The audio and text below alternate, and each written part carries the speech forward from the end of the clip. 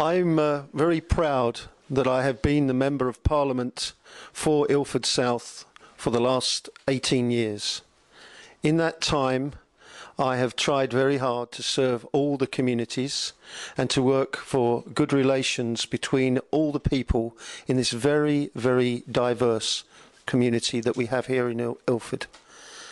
I was born in this borough and went to school in this borough, and I've seen lots of changes. And in my opinion, in the 57 years that I have been alive, Ilford is a much better place, in my opinion, than it was when I was a young man growing up, going to school here. We now have a real mixed, diverse community, and we have a really good relationship between our communities in Ilford. People come here from all over the world and from other parts of our own country, and they get along. They work together, they study together, they live alongside each other as neighbours. And we, I think, in many ways are a model of tolerance and understanding. And we don't want extremists of any kind coming into this community and trying to cause trouble and division. And I'm very pleased that the people of Ilford, in successive elections, have sent out that message very loud and clear, and I'm very confident that they will do the same in this election on the 6th of May. In the time I've been the Member of Parliament, I have fought hard for a number of areas of improvement, for more schools, for improved health facilities, for investment to improve our transport, and also to take part in building up and restoring some of our cultural heritage, including our very good Valentine's Park and Valentine's Mansion in the heart of our constituency. If I'm re-elected on the 6th of May, I pledge to carry on my work for all my constituents, working hard, dealing with their concerns when people come to me about school places, when they come to me about issues to do with the local authority or national issues, and also when they come about visit visas for their relatives or difficulties they have had with regard to immigration rules. I've taken up those issues and I've always done my very best, and I'm proud that my constituents have re-elected me, and I was elected in 92, re-elected in 97, 2001, 2005, and I really hope and I'm confident that I will win the support of the majority of my constituents and be re-elected on May the 6th, and then we can go on to re-emphasise the unity and the cooperation of working together for the interests of all the people living in Ilford South. I've also been involved in Parliament, not just as a local man, but somebody who works nationally and internationally. In the last Parliament, I was the chairman of the Foreign Affairs Committee, and in that capacity, I've met many people from Pakistan who have visited the UK.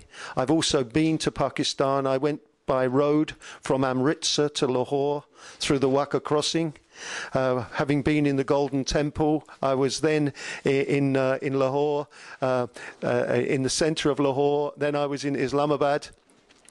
And I've also been, over the years, to many other Muslim countries, including Bangladesh, to Saudi Arabia, to Bahrain, to Kuwait, to Iraq, to Iran.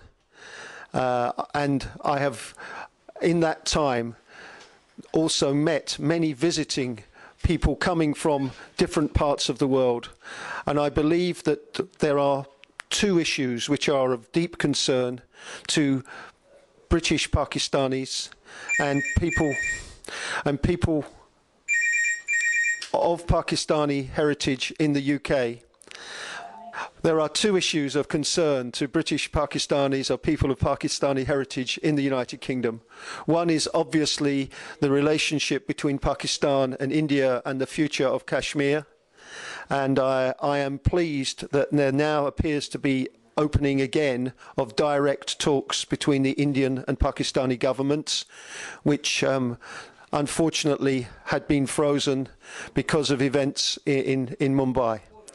I am I'm pleased that we are in a situation where also the...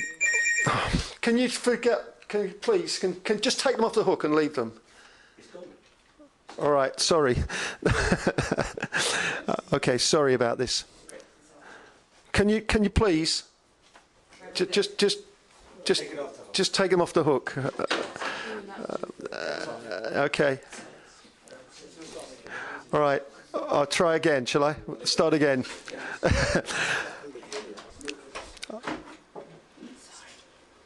I am pleased that people of Pakistani heritage in this country are... let's start again, sorry. Yeah. Take your time, Mike. Yeah, I was in full flow and I've just got to get back. Yeah. Right. I am pleased that there is now a reopening of the dialogue between India and Pakistan, which was frozen for so long because of the consequences of what happened in Mumbai, the terrible terrorist attack. We know that India has suffered terrorism, but so has Pakistan. There have been appalling terrorist attacks in Islamabad, in Karachi, and in other parts of Pakistan.